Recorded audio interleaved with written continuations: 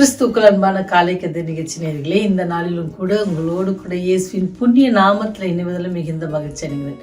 இந்த நாள் உங்களுக்கு இனிய நாளாக இருக்க இயேசுவின் இனிதான நாமத்தில் வாழ்த்துதல் கூறுகிறோம். இந்த நாள் நமக்கு வருகிற வாக்குத்தத்தம் எங்க இருந்தோம்னா 1 கொரிந்தியர் 1ஆம் அதிகாரம் 9வது வசனம். இயேசு கிறிஸ்துவுடனே ஐக்கியமாகிறதற்கு உங்களை அழைக்கிற தேவன் உண்மை உள்ளவர் அப்படின்னு சொல்லி போட்டிருக்கோம்.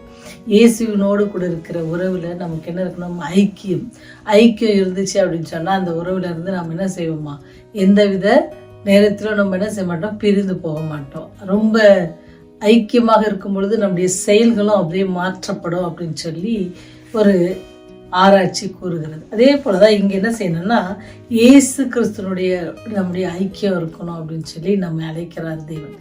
அப்படி அழைக்கிற தேவனுக்கு நம்முடைய பதில் என்னவா இருக்கணும் அப்படின்னு சொல்லி நம்ம இன்னைக்கு படிக்க போறோம். ஒரு கணவர் இருந்தாரு. அவர் என்ன செய்தார் சொன்னா, தன்னுடைய மனைவி எப்ப அவங்க தோழி வீட்டுக்கு போகணும், நான் அவங்கள போய் பார்த்துட்டு வரேன் அப்படின்னு சொன்னாவே கணவர் வந்து ரொம்ப சந்தோஷமா அவங்கள அனுப்பிச்சு வச்சிருவாங்க. ஏன்னு சொன்னா, அவங்க அடிக்கடிக்கு அந்த தோழி வீட்டுக்கு போயிட்டு வரும்போது அவர் ஒரு மாற்றத்தை அவர் காணுவார். அதனால ஆனா அதே வந்து அம்மா வீட்டுக்கோ அல்லது உறவினர் வீட்டுக்கோ போகணும்னு சொன்னா அவ்வளவு சீக்கிரமாக அவங்களுக்கு உத்தரவு கிடைக்காது. சில நேரத்துல நோ தான் கிடைக்கும், சில நேரத்துல எஸ் வந்து ரொம்ப காலதாமதமா கிடைக்கும். அப்போ அந்த அம்மாவுக்கு ரொம்ப மனைவிக்கு ஒரே யோசனை, ஏன் நம்முடைய கணவர் தோழி வீட்டுக்கு போகும்போது கேட்கும் பொழுது உடனே போயிட்டு வா அப்படிங்கிறாங்க, ஆனா நம்முடைய அம்மா வீட்டுக்கோ அல்லது நம்முடைய உறவினர் வீட்டுக்கோ கேட்கும் பொழுது அவ்வளோ சீக்கிரமா உத்தரவு தரலையே அப்படின்னு சொல்லி அவங்களுக்கு ஒரு கேள்வி இருந்தது. ஆனால் இது எப்படி தன்னுடைய கணவன் கேட்பது என்று யோசித்து என்ன செஞ்சாங்கன்னு சொன்னா, ஒரு நாள் அவங்ககிட்ட கேட்குறாங்க, ஆமா நான் உங்கள்கிட்ட ரொம்ப ஒரு முக்கியமான கேள்வி உங்கள்கிட்ட கேட்கணும் அப்படின்னு சொல்லி. ஏன்னு சொன்னா, எப்பவுமே நான் என்னுடைய தோழி வீட்டுக்கு நான் போனோம் அப்படின்னு கேட்டா நீங்க உடனே எஸ் அப்படின்னு சொல்லிடுறீங்க, ஆனா அம்மா வீட்டுக்கு கேட்கும் போது மட்டும் அல்லது உறவினர் வீட்டுக்கு போயிட்டு வரட்டான்னு கேட்டா மட்டும் பதிலே வருதில்லை, அப்படி வந்தாலும் ரொம்ப தாமதமா வருது, என்ன காரணம் அப்படின்ட்டு அப்போ மனைவி கேட்டப்ப அவங்க சொன்னாங்க, நீ உன்னுடைய தோழி வீட்டுக்கு போயிட்டு வரப்போ என்னிலிருந்து நான் சில மாற்றங்களை பார்க்கிறேன், அது வீட்டில் சில மாற்றங்களை பார்ப்பேன், அது ரொம்ப எனக்கு பிடிச்சிருந்துச்சு. ஏன்னு சொன்னா, அவங்களுடைய தோழி எப்படிப்பட்டவங்கன்னு சொன்னா, ரொம்ப ரொம்ப நல்ல பெண்மணி. ஒன்று கடவுளுக்கு பயந்த பெண்மணி. அங்கே போயிட்டு வந்தால் இவ வீட்டில் வந்து என்னதான் போடுவாள், ஃபர்ஸ்ட் எடுத்துமே என்னது கிறிஸ்டின் பாட்டு வீட்டுக்குள்ளே ஓடிட்டு இருக்கோம். அடுத்தது பார்த்தீங்கன்னு சொன்னால் வீடெல்லாம் ரொம்ப சுத்தமாக இருக்கும். ஏன்னு சொன்னால் அவருடைய தோழி வந்து ரொம்ப எல்லாத்தையும் ரொம்ப சுத்தமாக வச்சுக்கிடுவாங்க, நீட்டாக. அப்போ ஹால் ரொம்ப அழகாக வச்சுருப்பாங்க. அங்கே பார்த்துட்டு வந்து அதே மாதிரி இவ்வளோ என்ன செய்வா, நல்லா செஞ்சு வீடெல்லாம் வச்சுருப்பாங்க. அந்த டிஃப்ரென்ஸ் என்னால் கண்டுபிடிக்க முடியும். அதே அவங்க அம்மா வீட்டுக்கு போயிட்டு வந்துட்டாருன்னா அங்கே நல்லா என்ன பண்ணுவாங்கன்னு தெரியாது. ஆனால் இங்கே வந்து ரொம்ப டயர்டாக இருப்பாங்க, ஒரு வேலை இருக்காது, ஒரு சமையல் கூட பண்ணியிருக்க மாட்டா. அப்போ அதுலேருந்து நான் புரிஞ்சு கொண்ட ஒரு காரியம் சொன்னால், அந்த தோழி வீட்டுக்கு போயிட்டு வரும் பொழுது அவள் நல்ல குணங்களை கற்றுக்கொண்டு அல்லது நல்ல காரியங்களை அவளுக்கு வந்து எடுத்துக்கொண்டு வந்து தன்னுடைய வாழ்க்கையில் என்ன செய்யறாங்க பயன்படுத்துற அப்படின்னு சொல்லி அந்த கணவர் புரிந்து கொண்டதுனால இதுதான் அவர் சொன்ன ஒரு காரணமாக இருந்துச்சு. மனைவிக்கு ரொம்ப ஆச்சரியமா இருந்துச்சு, என்னுடைய தோழி அப்பேற்பட்ட ஒரு நல்ல தோழி. நீங்களும் நானும் நினைச்சு பாருங்க, நீங்களும் நானும் வார வாரம் ஆண்டவர் இடத்துல போகிறோம் அல்லது டெய்லி நம்ம வேதத்தை வாசிக்கிறோம். நம்முடைய தோழன், நம்முடைய நண்பன் எப்படிப்பட்டவர், நம்முடைய ஆண்டவர் எப்படிப்பட்டவர், அவர் எவ்வளோ நற்காரியங்களே சொல்லியிருக்கிறாங்க, எவ்வளோ நற்காரியங்களை செய்திருக்கிறாங்க. ஆனால் நம்முடைய வாழ்க்கையில் அதை நம்ம கடைபிடிக்கிறோமா அல்லது செய்கிறோமா அப்படின்னு சொன்னால் யோசித்து பார்க்க வேண்டிய ஒரு நேரமாக இருக்கிறது. நம்ம நல்லவர்களோடு நமக்கு கிடைக்கிற உறவு வந்து எப்படின்னு சொன்னால், அதை எப்படி நம்ம மெயின்டைன் பண்ண பார்க்குறோமோ அதே போல் ஆண்டவரோடு கூட இருக்கிற அந்த உறவை நம்ம என்ன செய்யணுமா, தொடர்ந்து எப்படி மெயின்டைன் பண்ணணும். அவருக்கு என்னெல்லாம் பிடிக்கும் அப்படின்னு சொல்லி நம்ம செய்கிறோமோ அதே போல். இப்போ என்னுடைய ஃப்ரெண்டு வீட்டுக்கு வராங்கன்னா உடனே நான் கேட்பேன், இன்னைக்கு என்ன உனக்கு சாப்பிட ஆசையாக இருக்குது, என்ன செஞ்சு வைக்கலாம், உனக்கு அது பிடிக்குமா, அதை செய்யட்டுமா, எத்தனை கேள்வி கேட்கறல, எத்தனை மணிக்கு வருவ, எத்தனை பேர் வரீங்க, பிள்ளைகளை கூப்பிட்டு வரியா, ஹஸ்பண்டை கூப்பிட்டு வரியா, நிறைய கொஸ்டின் கேட்டு அவங்களுக்கு என்னெல்லாம் பிடிக்கும், சரி உங்கள் பாப்பாவுக்கு என்ன பிடிக்கும், உங்கள் பிள்ளைக்கு என்ன பிடிக்கும், அப்படிலாம் கேட்டு நம்ம என்ன செய்கிறோம், செஞ்சு வைக்கிறோம். ஆனால் இங்கே நம்ம ஆண்டவர் நம்மளை என்ன செய்கிறாரு, அன்போடு அழைக்கிறார். அப்படி ஐக்கியத்திற்கு நம்ம அழைக்கிறாரு. அப்படி குணாதிசயங்களை நம்ம எப்படி அவருக்கு என்னெல்லாம் பிடிக்கும் அப்படின்னு சொல்லி உங்களுக்கு எல்லாருக்கும் தெரியும்ல. அவர்னா சரி, அன்பா இருங்க, மனத்தாழ்மையோட வாங்க, ஒருவர் என்ன செய்யுங்க, வெறுக்காதீங்க, நேசிங்க, நிறைய காரியங்களை அவர் நமக்கு சொல்லி கொடுத்துருக்காரு.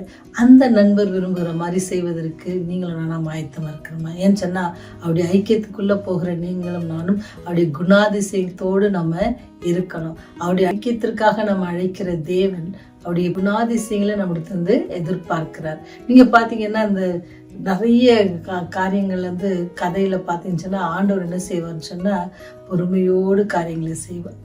மற்றவர்கள் எப்படி சொன்னாலும் அவர் அதை பெருசாக காதில் எடுத்துக்க மாட்டார். அவர் தன்னுடைய பிதாவின் சித்தத்திற்கு கீழ்ப்படிந்தது போல உங்களிடத்திலும் என்னிடத்திலும் அப்படிதான் அவர் எதிர்பார்க்கிறார். நீங்களும் நானும் கடவுளுக்காக வாழணும் அப்படின்னு சொல்லி நம்ம மாற்றும் பொழுது, நம்முடைய குணாதிசயங்களை மாற்றிக்கொள்ளும் பொழுது, அல்லது நம்முடைய செய்கைகளை மாற்றிக்கொள்ளும் பொழுது அநேகர் நம்மை குறித்து தவறாக பேசுவார்கள், தூஷிப்பார்கள், கேவலமாக கூட பேசுவாங்க. அதெல்லாம் நம்ம என்ன செய்யக்கூடாது, காதில் எடுத்துக்கொள்ளாதபடிக்கு தேவன் நமக்கு என்ன சொன்னாங்களோ, இயேசு கிறிஸ்து வாழ்ந்தது போல நீங்களும் நானும் வாழ்வதற்கு என்ன செய்யணுமா, அவடத்துல நம்ம ஒப்பு கொடுத்து, அவடத்துல நம்ம ஐக்கியமாகுவதற்காக நம்ம அழைக்கிறார். ஒப்பு கொடுக்கும் பொழுது ஆவியானவர் நம்முடைய பாதைகளை என்ன செய்வாரு, வழி நடத்துவார். நம்ம தவறான பாதையில் செல்லும் பொழுது ஆவியானவர் நம்மோடு கூட என்ன செய்வார், மெல்லிய சத்தத்தோடு பேசி நம்ம என்ன செய்வார், அவர் வழி நடத்த வல்லவராக இருக்கிறார். அதனாலதான் நீங்களும் நானும் தேவனோடு ஐக்கியமாக வேண்டும் என்று சொன்னால் நம்முடைய வாழ்க்கையில மாற்றங்கள் கண்டிப்பாக வேண்டும். பழைய வாழ்க்கையோட நம்ம ஐக்கியமாக இருக்க முடியுமோ அப்படின்னு சொன்னா கண்டிப்பா முடியாது. ஏன்னு சொன்னா எல்லாம் நல்லா ப்ரிப்பேர் பண்ணிட்டு நல்லா டேஸ்டா இருக்கு, இந்த குடத்துல எல்லாம் நல்லா இருக்கு, அதுல ஒரு சொட்டு நீங்க என்ன செஞ்சிருக்க கூடாது, ஒரு சொட்டு விஷயத்த ஊத்திட்டோம் அப்படின்னு சொன்னா அது கண்டிப்பா என்ன செய்ய முடியாது, பயன்பட. எவ்வளவு பெரிய டேஸ்டான பதார்த்தமாக இருந்தாலும் அல்லது ட்ரிங்க்ஸா இருந்தாலும் நம்மளால பயன்படுத்த முடியாது. அப்படித்தானே? அதே போலதான் தேவனோடு கூட நீங்களும் நானும் ஐக்கியமாக இருக்கணும் அப்படின்னாலே அந்த அழைப்பை நீங்களும் நானும் ஏற்றுக்கொள்ளன்னு சொன்னா அவருடைய குணாதிசயத்துக்கு நம்மை ஒப்பு கொடுக்கணும். நம்ம இடத்துல சில மாற்றங்களை நாம் ஏற்படுத்தி கொள்ளணும். அது நடிப்புக்காக அல்ல, நிஜமாகவே நம்முடைய இருதயத்துல தேவனோடு கூட இருக்கிற உறவுல ஐக்கியப்படணும் அப்படின்னு நம்ம நினைச்சோம்னு சொன்னா நாம அவரை மாற்றி, எப்படி அந்த தோழியோடு கூட போகும்பொழுது அவர் சில நல்ல குணாதிசயங்களை கற்றுக்கொள்கிறார், அதே போல நீங்களும் நானும் ஆண்டவரோடு கூட தினமும் வைத்திருக்கிற அந்த உறவுல ஆண்டவர் ரொம்ப உண்மையா இருப்போம் அப்படின்னு சொன்னா நம்ம இதயத்துல என்ன இருக்கும், மாற்றம் இருக்கும். அதுல நடிப்பு இருக்கு, அதுல என்ன இருக்கும், மாற்றம் இருக்கும். அந்த மாற்றம் தான் என்ன செய்யும், நம்முடைய வாழ்க்கை, ஆவிக்குரிய வாழ்க்கை இன்னும் அதிகமாக பலப்படுத்தும். அப்படி அந்த பலப்படுத்துகிற வாழ்க்கையில தேவன் அழைத்திருக்கிற இந்த அழைப்பை ஏற்றுக்கொண்டு நீங்களும் நானும் அவரோடு கூட ஐக்கியப்பட ஆசையா இருப்போம்னு சொன்னா நம்மிடத்துல சில மாற்றங்களை ஏற்படுத்தி கொள்ளும். ஒருவேளை நம்ம பொறாமைப்படுகிற குணதிசயம் உள்ளவர்களா இருந்தா அதை என்ன செஞ்சிடணும், நம்ம இடத்துல எடுத்து போடணும். பெருமை குணம் இருந்துச்சுன்னா அதை நம்ம இடத்துல எடுத்து போடணும். மேட்டிமையான குணம் இருந்துச்சுன்னா அதை எடுத்து போடணும்.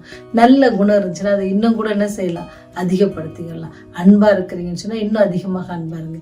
அன்பா இருக்கிறோன்னா தெரிஞ்சவங்ககிட்ட மாத்த, தெரியாதவங்க கிட்டே நேசிங்க. கஷ்டப்படுகிறவங்க யாரா இருந்தாலும் அவங்களுக்கு உதவி செய்யுங்க. இந்த மாதிரியான காரியங்கள்லாம் நம்முடைய வாழ்க்கையில மாற்றத்தை ஏற்படுத்தும் போது தேவனோடு நம்ம ஐக்கியமான உறவுக்கு போவதற்கு நம்ம தகுதியாவதற்கு அது ஒரு பாதையாக இருக்கும். அப்படி நீங்க அதில் விரும்புங்கன்னு சொன்னா இன்னைக்கே ஸ்டார்ட் பண்ணுங்க. ஜெபம் செய்வோமா? எங்கள் மேல் பிரியம் வைத்து எங்களை அதிகமாய் நேசிக்கிறதான கிருபை இந்த தகப்பனே, இந்த நாளிலும் கூட ஆண்டவரே உம்மோடு கூட நாங்கள் வைத்திருக்கிற உறவுகளில் நாங்கள் எவ்வளோ ஐக்கியமுள்ளவர்களாக இருக்கிறோம் என்பதை நாங்கள் ஆராயும்படியாக, எங்களை நாங்கள் டெஸ்ட் செய்யும்படியாக நீங்கள் கொடுத்த கிருபைக்காக நன்றி ஆண்டவரே. அது மாத்திரல சுவாமி, நாங்கள் உண்மை பின்பற்றுறவர்கள் உங்களுடைய குணாதிசயத்தையும் நாங்கள் எங்கள் வாழ்க்கையிலேயே ஆண்டவரை தரித்துக்கொள்ள நீங்கள் எங்களுக்கு கிருபை செய்யுங்க. அன்பு, சந்தோஷம், சமாதானம், நீடிய பொறுமை, சாந்தம், தயவு போன்ற எல்லா குணாதிசயங்களும் நாங்கள் பெற்றுக்கொண்டு உங்களுடைய அன்பை மற்றவர்களுக்கு வெளிப்படுத்த எங்களுக்கு கிருபை தாங்க. அதற்கு தடையா இருக்கிற எல்லா பாவங்களையும் எங்களை விட்டு அகற்றி போடுங்க தகப்பனே. இந்த செய்தி கேட்கிற ஒவ்வொரு பிள்ளைகளுக்காக ஜெபிக்கிறோம் ஆண்டவரே. உடைய தேவைகளை சந்தித்தரலுங்க. அவருடைய பிரச்சனை இருந்து அவளை விடுவித்தரலுமா எஞ்சி மன்னாடுகிறோம். அவர்களை ப்ரமோஷனுக்காக காத்திருக்கிற பிள்ளைகளுக்காக ஜெபிக்கிறோம். அவருடைய ஆசைகளை நிறைவேற்றுவதற்கும் சித்தத்தின்படி அவளுக்கு நிறைவேற்றி தர வேண்டுமா எஞ்சி மன்றாடுகிறோம் தகப்பனே. ஆண்டவரே, தேர்வுகளை எழுதி ரிசல்ட்டுக்காக காத்திருக்க கல்லூரி மாணவர்களுக்காக ஜெபிக்கிறோம் தகப்பனே. அவளுக்கும் நல்ல மதிப்பெண்களோடு வெற்றி பெற நீர் கிருபை செய்யுங்க. உம்மை நோக்கி கூப்பிடுகிற யாவருக்கும் உடைய செவி திறந்திருப்பதற்காக நன்றி செலுத்துகிறோம். வேண்டுகிற ஒவ்வொரு பிள்ளைகளும் நீங்கள் ஆசீர்வதித்து அவருடைய தேவைகளை சந்தித்து சமாதானத்தின் தேவன் தாமே அவர்களோடு கூட இருந்து அவளை வழிநடத்த வேண்டுமா என்று மன்றாடுகிறோம். தொடர்ந்து நம்முடைய அன்பிலே ஐக்கியத்தில் நிலைப்பட எங்களுக்கு உதவி செய்யுங்க. ஆவியான ஒத்தாசை ஒவ்வொருக்கும் நீங்க அதிகமாக கட்டளையிடுங்க தகப்பனே. பாதுகாத்துக் கொள்ளுங்க, வழிநடத்துங்க. இயேசுவின் வழியை ஜெபிக்கிறோம் ஜீவனுள்ள நல்ல தகப்பனே. ஆமென், ஆமென்.